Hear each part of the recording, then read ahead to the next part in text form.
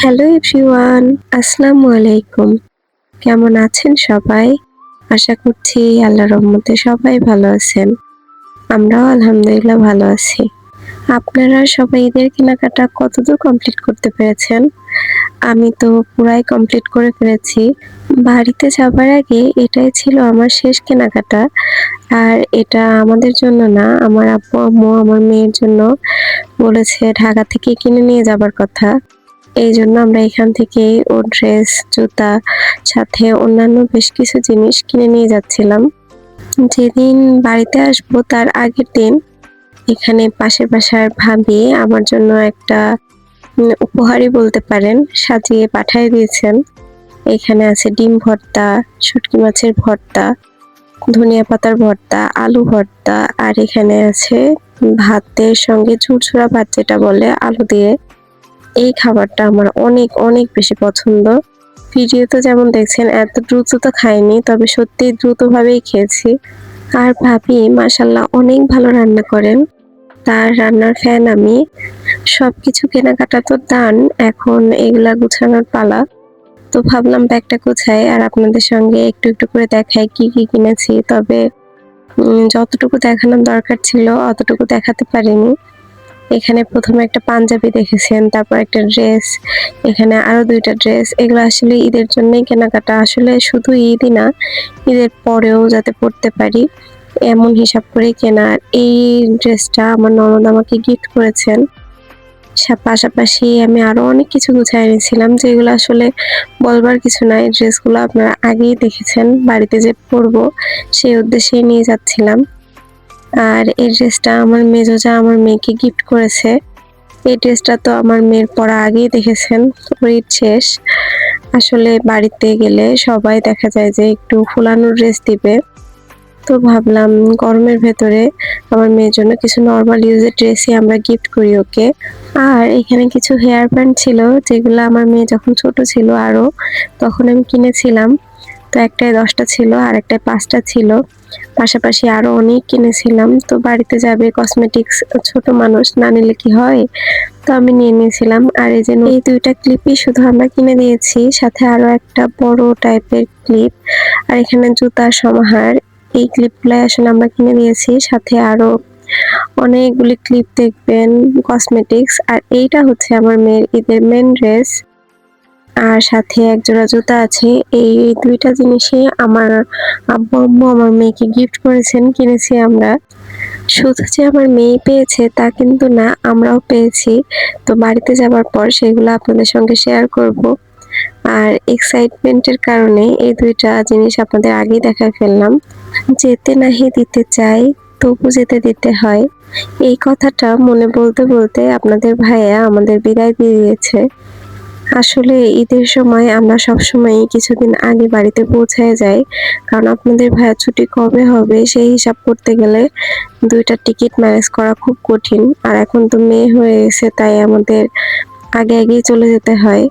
আপনাদের ভাইয়াকে রেখে এসেছি, স্বভাবতই আমার মেয়ে আমার দুজনেরই মন খারাপ। পাশাপাশি অনেকদিন পর বাবার বাড়িতে যাচ্ছি, এটা ভেবে অনেক খুশি লাগছে।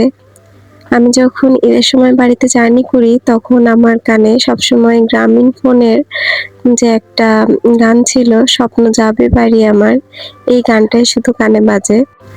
অবশেষে স্বপ্নের পদ্মা সেতুতে করে আমার স্বপ্ন আজ আমার বাবার বাড়িতে যাচ্ছে।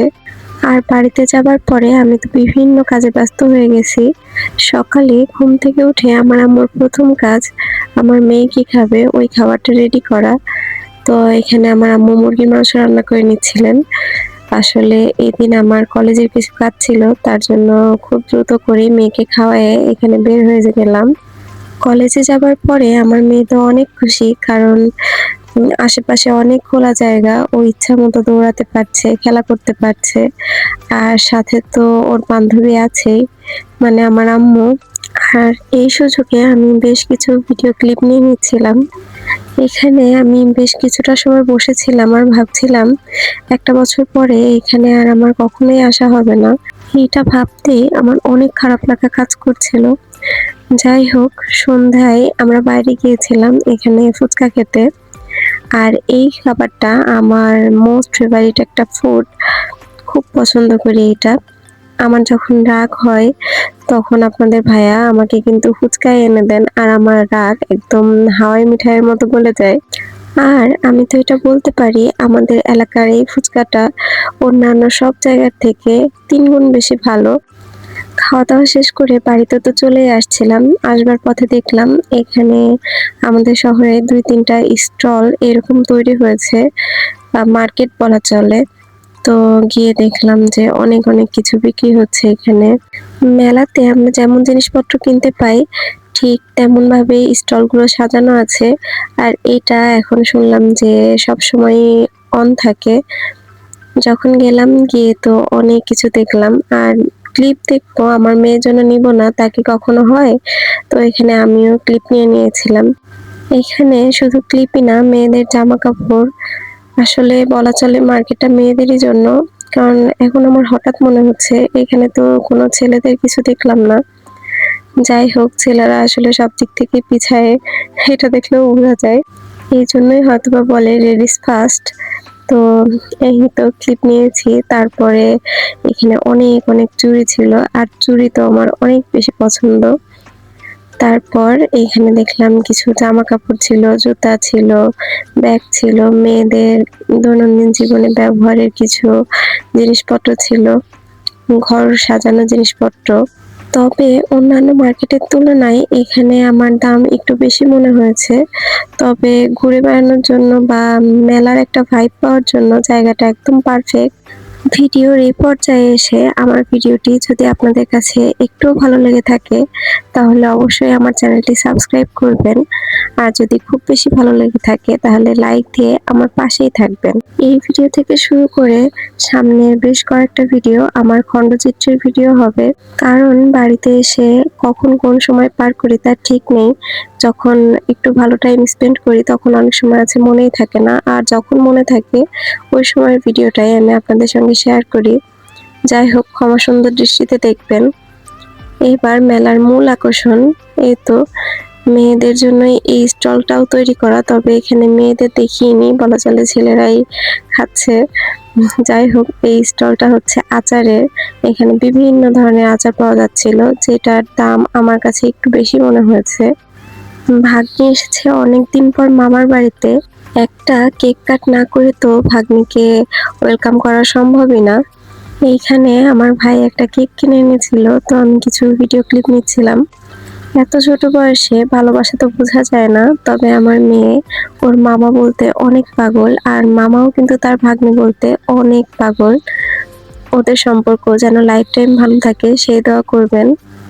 আর একটি নতুন ভিডিও দেখার আমন্ত্রণ জানিয়ে এইখানেই বিদায় নিচ্ছি। আল্লাহ হাফেজ। আসসালামু আলাইকুম।